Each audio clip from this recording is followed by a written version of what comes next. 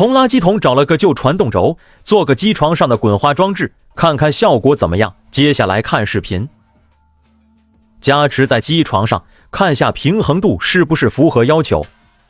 由于传动轴硬度非常高，所以最好不要直接用机床刀具切削，这里还是使用台虎钳夹紧，并用角磨机切断传动轴。处理材料过硬的方法首选退火，只需要把材料加热到一定温度后，放在一边自然冷却，就可以完成退火工序。现在我们就得到了一块容易切割的材料，把它加持在机床上，顺便找找平衡。车刀修整材料表面，现在进刀将材料均匀分成3份。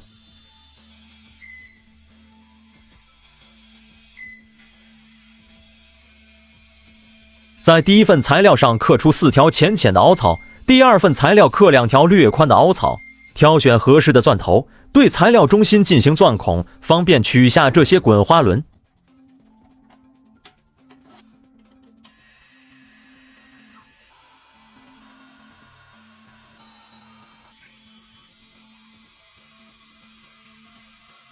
直到完全钻透这块材料，再把每段材料切断。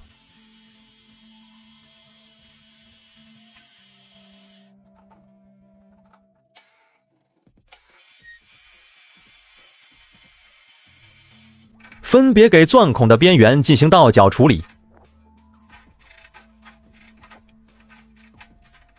3个滚花轮就做好了，由于硬度偏低，所以还需要给材料进行淬火处理，增加材料硬度。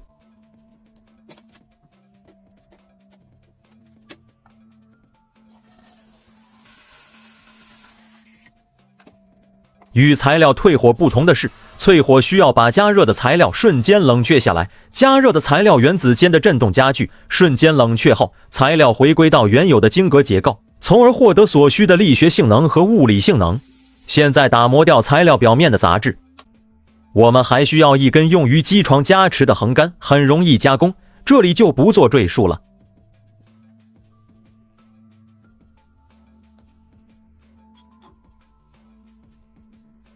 准备一块圆柱形的材料，测试一下这3个滚花轮。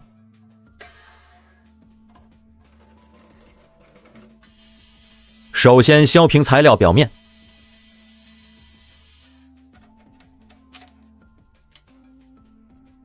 把滚花轮的横杆夹在机床上，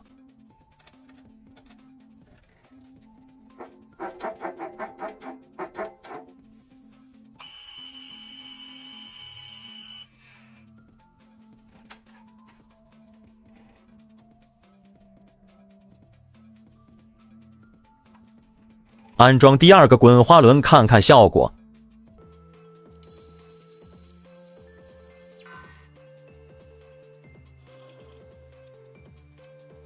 再试试第3个，为了便于区分，第1个是刻了4条凹槽的滚花轮，第2个是没有刻槽的滚花轮，第3个是刻了2条凹槽的滚花轮。